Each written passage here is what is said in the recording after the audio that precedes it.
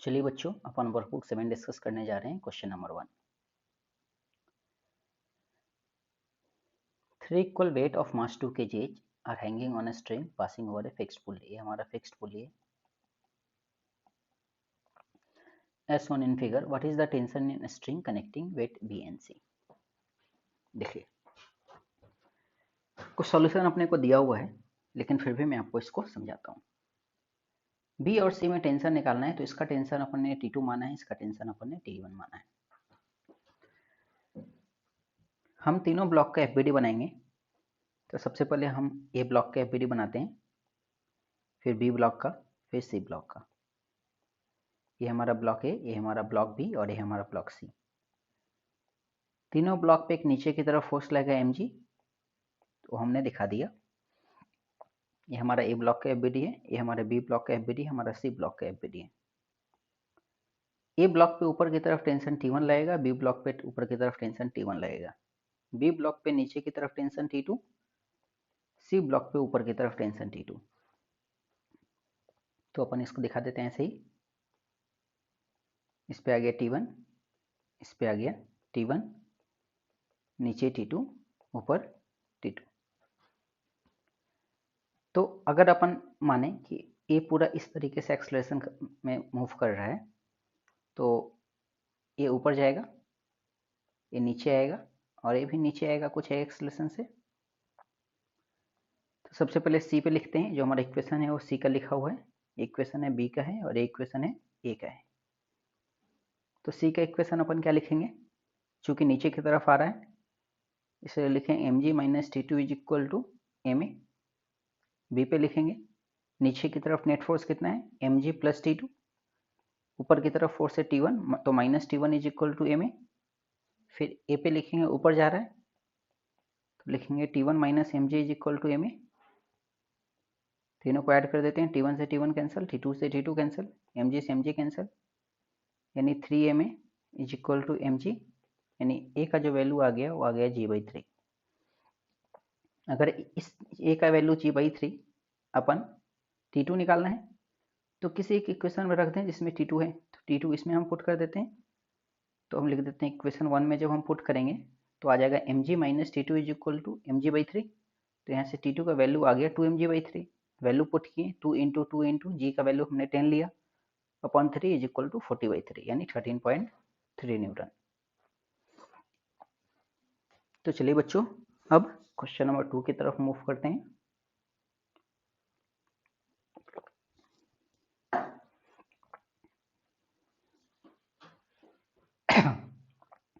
Question number 2 में the surface are frictionless, the ratio T1 and T2 is. देखिए again हम तीनों block का एफबीडीएम बनाते हैं।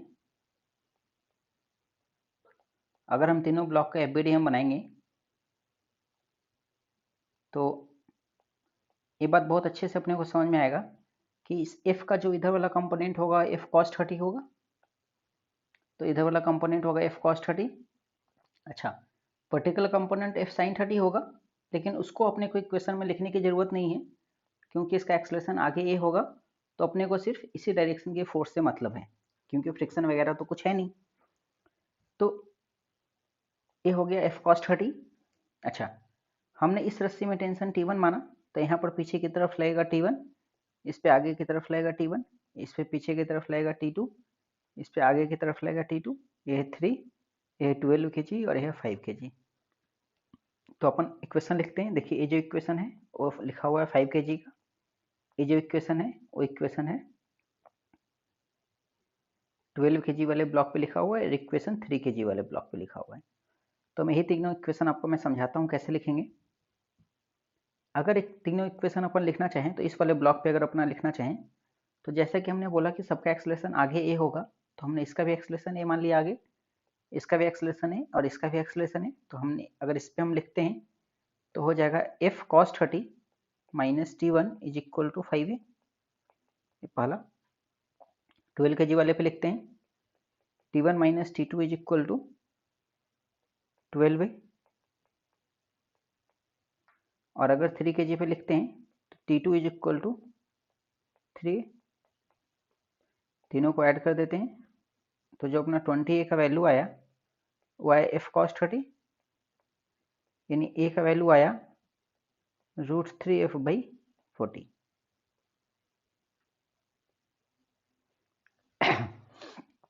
तो बच्चों अपने को T1/T2 का रेशियो निकालना है। तो अपने को क्या निकालना है? T1/T2 का वैल्यू। देखिए अगर ए का वैल्यू अपन इक्वेशन 3 में डाल देते हैं तो T2 का वैल्यू इजिली निकल जाएगा। T2 इज इक्वल टू आ जाएगा 3√3f/40। अच्छा, अगर T1 का वैल्यू निकालना है तो T1 का वैल्यू निकालने के लिए या तो इसमें हम पुट कर दें या तो 1 या सेकंड में पुट कर दें। तो अपन ने यहाँ पर सेकंड में पुट किया है तो लिखते हैं T1 माइनस T2। T2 को लिख दें 3f, T2 को लिखते हैं हमने √3f/40 is equal to √3f/40 into 5 into 12। जब ऐड करेंगे तो T1 का जो वैल्यू आएगा वो आएगा 15√3f/40। तो यहाँ से अपना जो T1/T2 का जो रेशियो आया बच्चों वो आया 5:1। देखिए question number 3, 2 block of mass 6 kg and 4 kg are connected by a rope. 2 block of mass 6 kg and 4 kg are connected by a rope of mass 2 kg are resting on frictionless floor as shown in figure. देखिए सवाल को थोड़ा सा अपन एक अलग तरीके से करते हैं, एफबीडी नहीं बनाते हैं सारे ब्लॉक का, है ना। हमें ये पता है कि इस पूरे ब्लॉक पे आगे की तरफ लग रहा है 460 और इस पूरे का मास है 6 + 2 + 4 यानी 12 kg। तो जो एक्सेलरेशन हो जाएगा वो 60/12 यानी 5 मीटर पर सेकेंड स्क्वायर होगा। तो यहाँ से अपने को क्लियरली पता चल गया कि जो एक्सेलरेशन होगा बच्चों वो होगा 5 मीटर पर सेकेंड स्क्वायर। अब अपने को 3 जगह पे टेंशन निकालना है। देखिए ये जो हमारी रस्सी है, ये रस्सी के पास हमारा कुछ मास है, ये मास है 2 kg। तो जैसा कि अपन ने पढ़ा था कि अगर एक मासलेस स्ट्रिंग होगा तो उसमें हर जगह पे टेंशन सेम होगी, लेकिन अगर स्ट्रिंग में मास होगा तो उस स्ट्रिंग के हर एक जगह पे टेंशन अलग अलग होगी। तो चूंकि इस स्ट्रिंग में मास है इसलिए ए पे, बी पे और सी पे इन तीनों जगह पे टेंशन क्या होगा बच्चों? अलग अलग होगा। तो हम सबसे पहले ए पे टेंशन निकालना है। तो हम ऐसा करते हैं कि इस पूरे पूरे ब्लॉक को एक सिस्टम मान लेते हैं।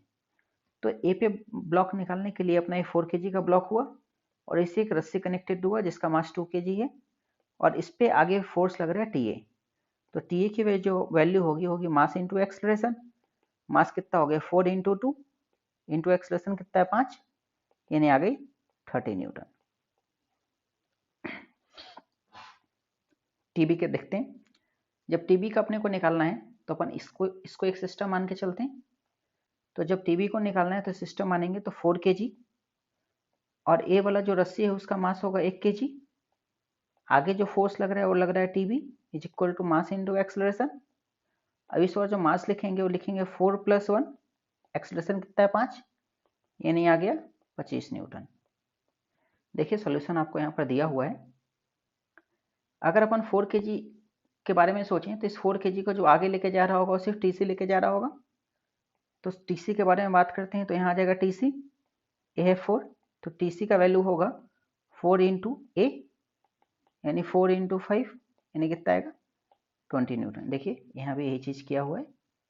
तो इस तरीके से अपना रस्सी के तीनों पार्ट पे टेंशन अलग अलग आया और अपने को पता भी था कि अगर स्ट्रिंग के पास कुछ मास है तो उस स्ट्रिंग में हर पॉइंट पे ए पे अलग होगा, इस पॉइंट पे अलग टेंशन होगा, इस पॉइंट पे अलग होगा। इस स्ट्रिंग के हर एक पॉइंट पे टेंशन क्या होगा? अलग अलग होगा। लेकिन अगर ही बच्चों इसी स्ट्रिंग में मास नहीं होता तो हम बोलते कि इस स्ट्रिंग में हर जगह पे टेंशन क्या होता है? सेम होता है। चलिए बच्चों, तो अब हम बात करते हैं 4th क्वेश्चन पे। देखिए हमारे पास 3 मास है, 1 kg, 6 kg और 3 kg का। देख रहे हैं 1 kg है, 6 kg और 3 kg है, connected to each other with thread. ये रस्सी है, are placed on a table as shown in figure. What is the acceleration of which they are moving? अपने को एक्सेलरेशन बताना है। देखिए क्लियर से अपने को दिख रहा है कि ये इधर मूव कर रहा होगा क्योंकि इधर 3 kg, इधर 1 kg है। लेकिन फिर भी बच्चों आप एक्सेलरेशन किधर भी मान सकते हैं। अगर आपका एक्सेलरेशन नेगेटिव आया, मतलब आपने जिधर एक्सेलरेशन माना है उसका अपोजिट डायरेक्शन में एक्सेलरेशन होगा। तो बच्चों अपने को पता है कि स्ट्रिंग के बारे में कुछ नहीं दे रखा है, तो स्ट्रिंग अपन कैसा समझेंगे, मासलेस स्ट्रिंग समझेंगे। तो इस पूरे स्ट्रिंग में टेंशन हमने T1 माना और इस पूरे स्ट्रिंग में हमने टेंशन T2 माना। तो हम तीनों का हम FBD बनाते हैं। तो हम तीनों का FBD बनाते हैं। सबसे पहले हम 1 kg का FBD बनाते हैं, फिर हम 6 kg का FBD बनाते हैं, फिर हम 3 kg का FBD बनाते हैं।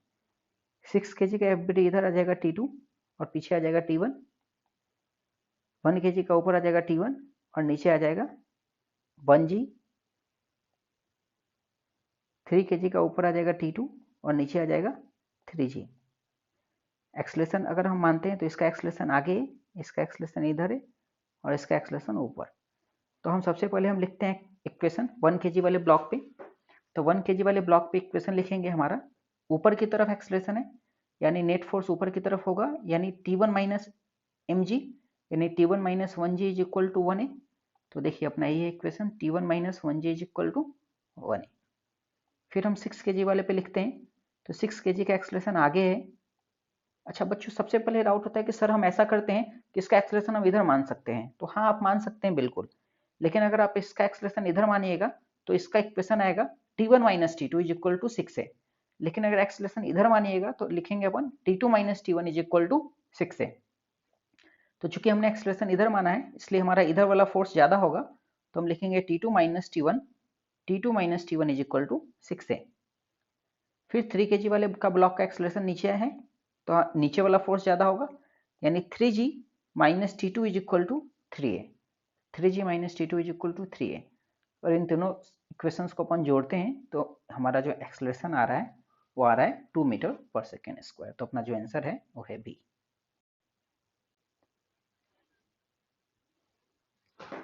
देखिए क्वेश्चन नंबर 5 हम देखते हैं। क्वेश्चन नंबर 5 में the ratio of weight of man in stationary lift and in lift accelerating downward with a uniform acceleration 3:2. The acceleration of lift is